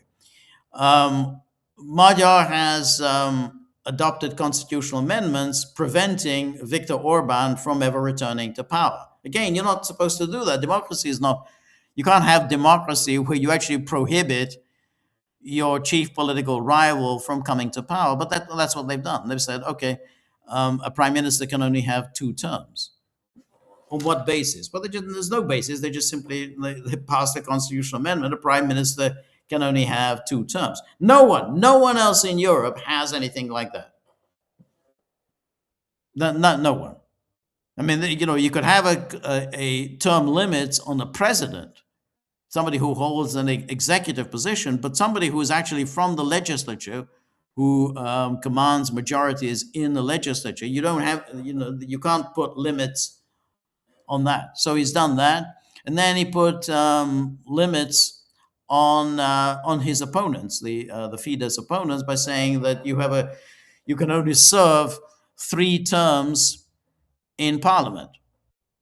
Well, that only affects the Fidesz people. It doesn't at all affect the TISA people, because TISA is a completely new party. So BOP, that means all of your, a large number of your opponents, experienced politicians, will not be able to run in the next election. So all of this is really about stripping institutions of their power. And why has he done this? Why have the European enablers of Magyar done this? Well, they did it. So the more you strip Hungarian institutions of their power, then the less opposition you're going to meet. I mean, it's like this is part of the elimination, destruction of national sovereignty. How can you have national sovereignty if you actually don't have functioning institutions anymore? If these institutions no longer have any kind of independence. So essentially, they just become political hack operatives. So it was very important for him to do that. And the same thing is done with the media. You want to turn the media into essentially a PR agency for the government. All of this is about robbing Hungary of its sovereignty. Now, then, of course, you said, well, do Hungarians care about that? Well, maybe they don't. And that's, I think, is you have to think, maybe as long as he can promise that Hungarians will be in good standing among Europeans, you'll be accepted in Europe, and von der Leyen is going to smile on you, and Macron's going to welcome you, then maybe young Hungarians don't really care. And then that's really always the question. I mean, what do Hungarians or Finns, as I was saying, or any other peoples?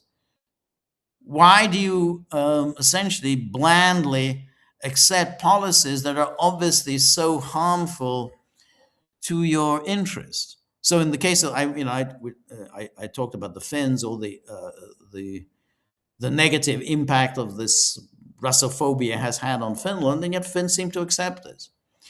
Look at Germany. Germans seem to accept it. Yeah, we have the Alternative for Deutschland, and yeah, you got the AfD, and people get very excited. The AfD now 28%, according to the polls. It's a leading party. No. Okay, that's 28%. That means 72% don't follow this kind of national sovereignist agenda. 72%. So 72% of Germans seem to be quite happy with the deindustrialization of Germany. 72% seem to be quite happy with the impoverishment of Germany. 72% are happy with the astronomical energy prices Germans have to pay. That's 72%. And in those circumstances, you can say, well, okay, then you can more or less keep out AfD in perpetuity. And I think that what Daniel Deme was saying was that don't expect any return of Fidesz or some other kind of conservative, sovereignist uh, political movement anytime in the future. The Hungarians seem to have been sold on this idea. Oh, we're going to be a part of Europe. We're going to belong. You're going to be. No one's going to hate you anymore. Who cares about sovereignty? Who cares about all of that? So, it was.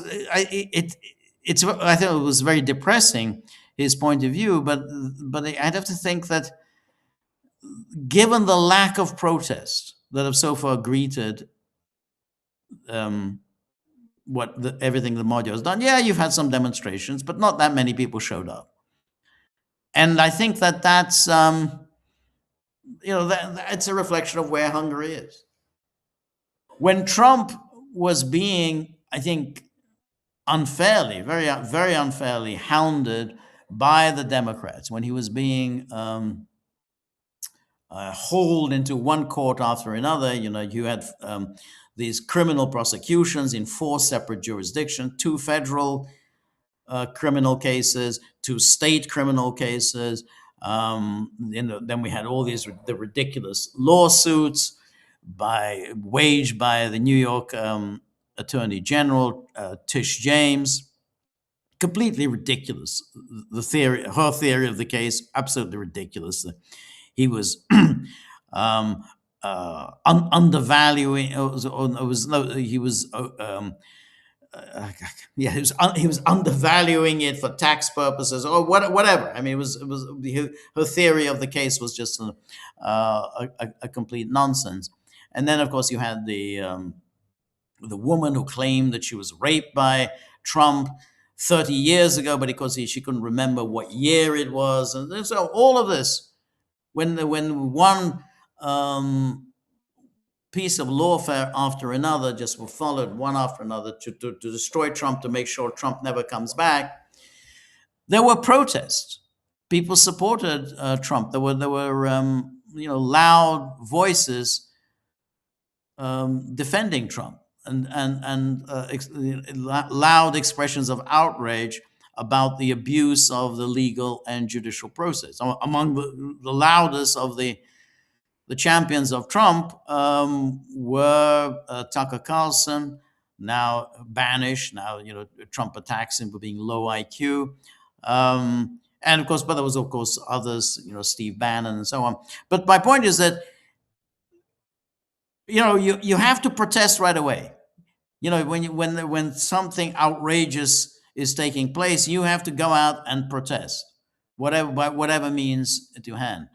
If you don't, then it becomes accepted. It just becomes, okay, well, that's fine. Then this is accepted, and that means there's going to be another even greater outrage down the road. As I said, the greater outrage down the road are the criminal prosecutions, which I believe are coming. And well, how much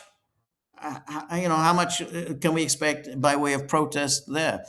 Probably not very much. And then there's just one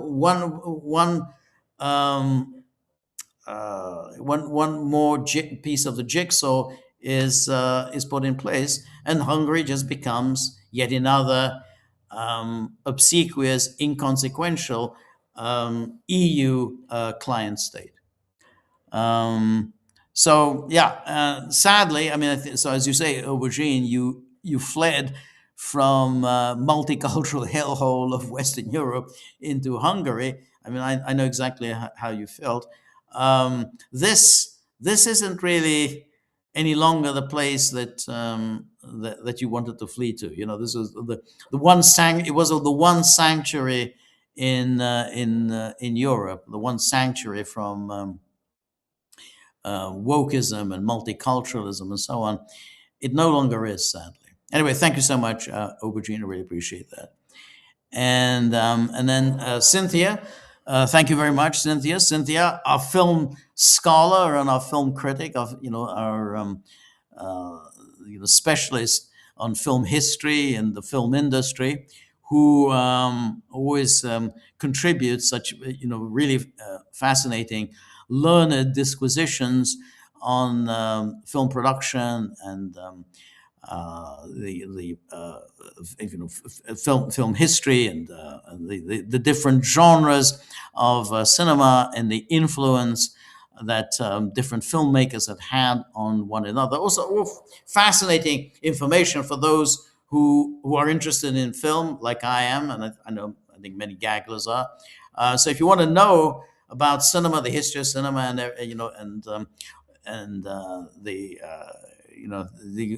the influence that different genres had on one another and filmmakers had on one another, then you come to the gaggle, and above all, you come to the gaggle and learn from Cynthia, because every week we have a film screening.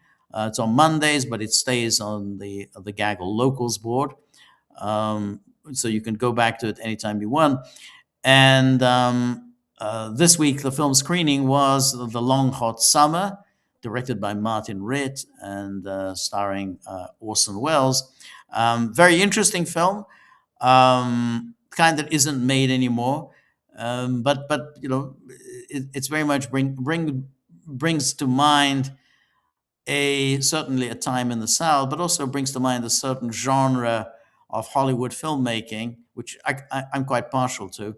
But anyway, so please watch the film, The Long Hot Summer, and as you do so, read Cynthia's very learned commentary about the film. And as I say, we get this all the time at the Gaggle. So please join the community. You get every week we'll watch a very interesting film together, and we get if you're curious, you get a really interesting backgrounder from Cynthia. So thank you, Cynthia, for all of your contributions. Anyway, Cynthia says one reason Iran has proven so effective in the unprovoked war the U.S. and Israel launched on Iran is that many of the arms stockpiles and production sites are buried deep underground, making them far harder to destroy. But is that also true for Israel, Russia, and Ukraine? Apparently, the water table is too high for the U.S. to build deep underground bases in the Gulf states, which may be why the U.S. is unlikely to rebuild them there if Iran can simply destroy them again. That's a very good question. I don't know to what extent Iran has destroyed U.S. Military capabilities in the Gulf. I mean, there are different analysts give different accounts. What I think, I mean, you're right about what Iran has done. It's certainly buried its arms stockpiles and everything underground. Having said that, one also has to be somewhat cautious in that what Iran has shown is that you can't defeat it. It's not capable of defeat. What military attacks Iran has launched they've had a certain effect. But nonetheless they've had limited effects. I mean, they haven't they haven't accomplished for Iran anything other than its own survival. I mean, that's what Iran's chief accomplishment is, its survival. The war that the United States and Israel launched on February the 28th was to destroy the Iranian government and maybe even to foment some kind of a breakup of the country of Iran. That has not been done. But in terms of it, what it has accomplished militarily, I think that seems to be limited. I mean, yes, they've hit targets in the UAE, they've hit targets in Kuwait, they've hit targets in Qatar. But that militarily, I don't think that has accomplished anything. It just shows Iran is still able to launch missiles or drones. Why the Trump administration, I think, is in a bind is that it can certainly keep attacking Iran, but without any real achievable goal at the end of the day. We don't know exactly how much of Iran's inventory has been destroyed. I mean, it's all speculative at this stage. And maybe only a small amount has been destroyed, maybe a substantial amount. We simply don't know. But in terms of the goals that the United States and Israel had set, that those goals have not been accomplished. The government's still there. Iran is still there. Iran is not willing to capitulate. But Iran, at the same time, hasn't achieved any of the goals that it would like to accomplish. Yes, it has survived. Okay, but it's under blockade. It's still there's a blockade. It's Iran is virtually unable to get any of its oil out. So it's under a serious it's suffering a serious economic hardship.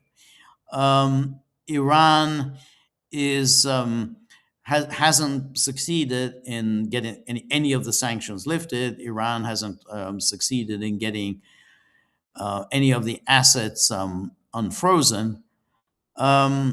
It is more or less isolated. I mean, one has to realize it is isolated. Russia's not coming in. Russia's not going to do anything. It's not going to get militarily involved.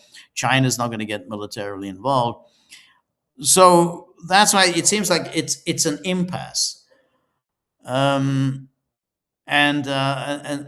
so whatever the arms that the U.S. has, or whatever the arms that Iran has, there's no real sense that if Iran or the U.S. use those weapons, either side is going to accomplish anything.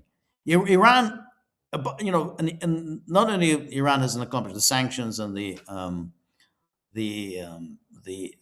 assets and being able to actually get your goods to the world markets.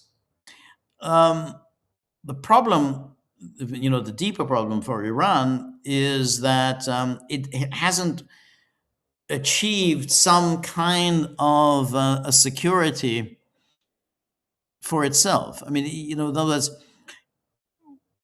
what Iran wanted really from the start is some sort of a non-aggression treaty with the United States. The United States, and with Israel is a different case, because that's Israel. Iran probably can take care of Israel, but it's with the United States. So there's no non-aggression treaty with the United States. The blockade of the Strait of Hormuz is still in place, and no sanctions lifting, no unfreezing of assets. So it means we're in a situation where this just continues. Iran hasn't achieved anything beyond survival. Okay, they've survived. That's good. That's great. But it hasn't gone anything beyond that. The United States hasn't accomplished its goal of destroying Iran, but it can go on essentially keep applying this pressure on Iran, and that could take some time. That could take several years. And then who knows what happens during the several years? But they could continue to do this. So just to answer your question, in terms of how much Iran has in terms of its missiles and its launches and so on, I don't know. I mean, there's so much claptrap talked about this that it's hard to know who's who really knows about this. But fundamentally, it is at an impasse. It has all of the hallmarks of a forever war. I mean, something that could go on for an awfully long time, as the blockade or the I don't know, the sanctions regime against Saddam Hussein, and that went on for a decade. And I mean, something of that nature is, I think, on the cards here. It's I don't know. It's a horrible situation, and as I said, it's brought to an end the Trump presidency.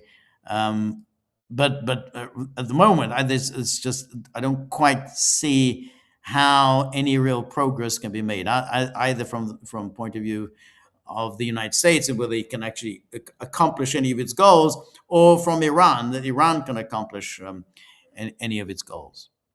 Anyway, thank you so much, Cynthia. And Anne Marie, always very good to see you. Anne Marie, of course, is our distinguished violinist, is a very renowned classical musician who has performed at the highest international levels in in the 20th and 21st centuries. So performed some of the most difficult works in the classical music repertoire, as I say, in playing with some of the most distinguished musicians and composers and conductors of our time. And we're always very fortunate to have her here among us. Another one of the very distinguished and eminent Gagglers, who also contributes to the Gaggle board to enlighten us about all the finer points of classical music, and above all, the finer points of playing classical music at the highest level. I mean, some of us may know about how to play classical music for ourselves, but to play it at the sort of international orchestral level, I mean, that's really fascinating. And so thank you so much, Anne Marie, for all of your contributions. I know all Gagglers appreciate them, and so it's always an honor to have you here among us. Thank you so much. And then Marty. Now Marty, I knew you would do this. So Marty does this. He he has this picture of Stubb. There's Stubb.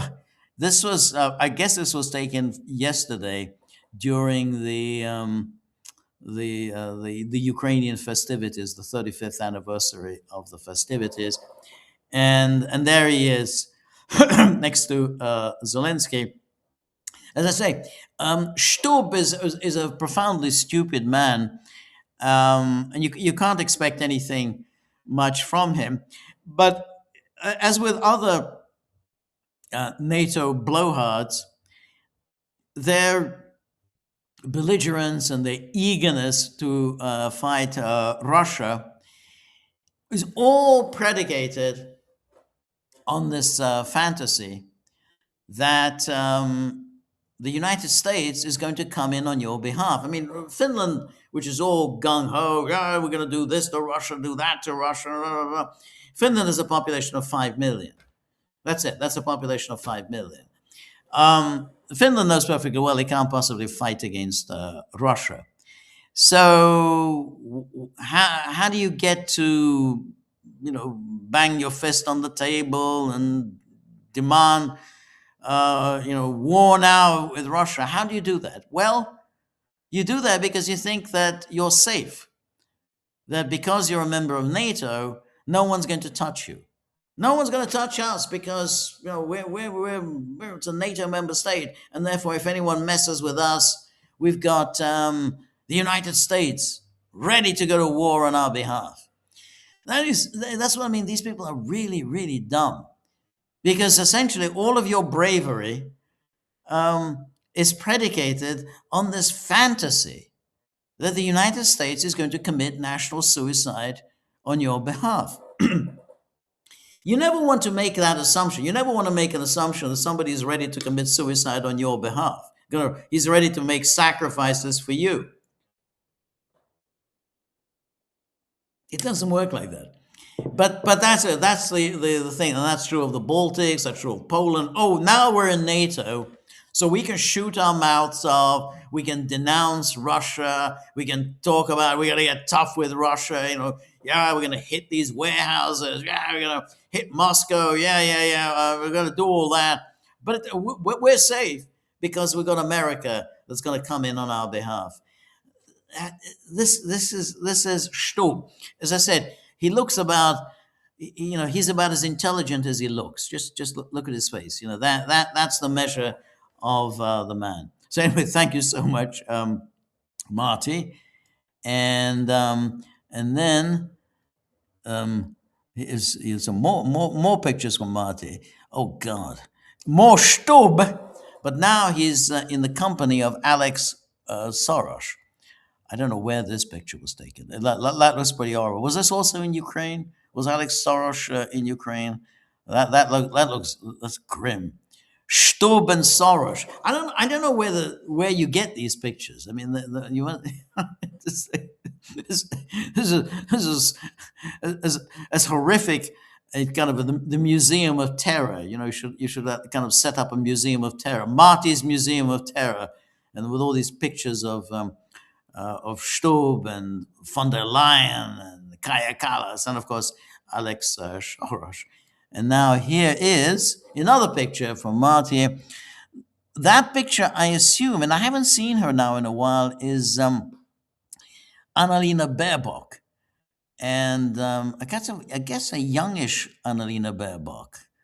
I don't know what she's doing in this. I mean, she's in this picture. She seems something or other is suggesting that's really big. I don't want to even want to speculate what it is that she's conveying the sense that that's something really big. So that's thank you, Marty. Annalena Baerbock. I guess her term as president of the UN General Assembly has come to an end because there's a new session of the General Assembly that's going to open next month. So I guess she's going to go back to Germany. I mean, that's a good question. A question for Gagglers. What's next for Annalena Baerbock? Is she going to get Is she going to get a gig? At the Tony Blair Institute or somewhere else? If somebody can enlighten me, what's next for Annalena Baerbock? The Muffin Man, good to see you. Peace, peace. And now here's another picture from Marty. So that's Kaya Kallas. And that's it. That's the Sanya Marin. That's the Finn chick. So that's 2022. And so that's just about the time when Finland was making its pitch, or NATO was bundling Finland into as among its members. And he says 1 + 1 = 3. Well, that's interesting. What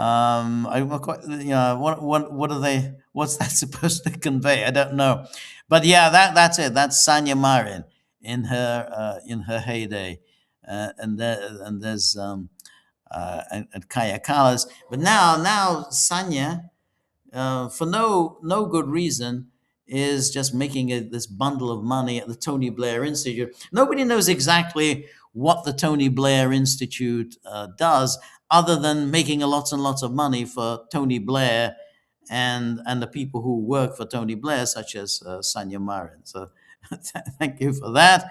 And then the Muffin Man says, bureaucracy doing what they do, empowering the status quo. Yeah. Trump's regime has such an Israeli tint to it, feels like they are behind Bessant's decision making. Yeah, I think that's right. The deep state went after Trump on purpose. One could argue they got him into legal trouble to manipulate his choices down the road. That's, I think, an interesting theory. I didn't really think of it at the time, but it may be that's exactly that's what was behind it. That essentially, when they brought all these cases against Trump, Trump needed a lot of money to get himself out of the mess. I mean, he had, say, the 4 criminal cases, then he had the New York Attorney General case, and then he had the suit that was brought by that crazy woman in New York. So that cost a lot of money. And while Trump is wealthy, I don't know that he had the money to fight off so many different uh, legal battles. So I think that may well have been the moment when a deal was struck with powerful financial interests that here, you want to survive this, we can help you, but then you're going to have to play our game. And I think that's probably what happened, because otherwise everything seems so baffling. Why would he toss away his presidency in this way after all that, after all the waiting, after going through all of those legal battles and the humiliations and everything else? You've now tossed it all away. I mean, his presidency cannot recover. I mean, it's done. He's finished. So why has he done this?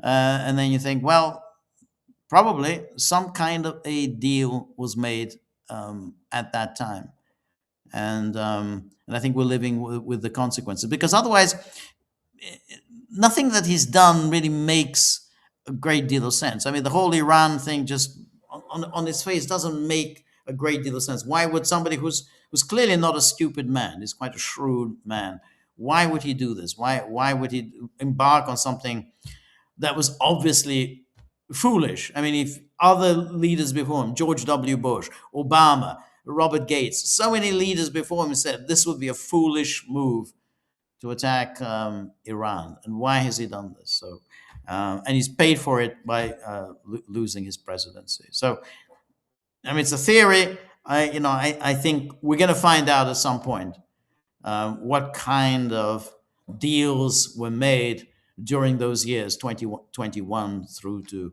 2025. Anyway, my time is up, so thank you very much, everybody who joined me. Thank you for all of your questions and your comment. And as I say, if you want to engage with me, then please join the Gaggle community. As you say, so you have such really talented people with the Gaggle. Yes, I'm talking about Cynthia, with an amazing encyclopedic knowledge of cinema and cinema history. We have Anne Marie, a renowned international musician. We have Marty, who always manages to do extraordinary research. Is a fantastic researcher. He digs things up that that I would love to be able to dig up, but I can always rely on Marty to do it. So these are the kind of people that you would get at the Gaggle. So please, thegaggle.locals.com. We're going to be back on Thursday, same time, 3 p.m. Eastern time. Until then, all the best. Goodbye.